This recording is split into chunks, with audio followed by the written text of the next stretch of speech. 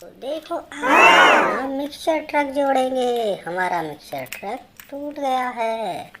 देखो बच्चों, आइए पहले हम इसके पहियों को जोड़ते हैं। ये पिछले पहिए और अब हम इनको अगले पहियों को जोड़ रहे हैं। देखो बच्चों, ये पहिए जुड़ चुके हैं। अब हम इसको चलाकर देखते हैं और इसके पीछे ड्रम वाले हिस्से को जोड़ेंगे। आइए बच्चों, अब हम पहले इसको ड्रम में फंसाएंगे।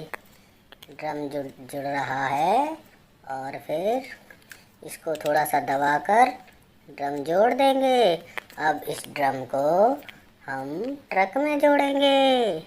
ये देखो बच्चों, हमारा ड्रम ट्रक में जुड़ चुका है और हमारा मिक्सर ट्रक बनके रेडी हो गया है।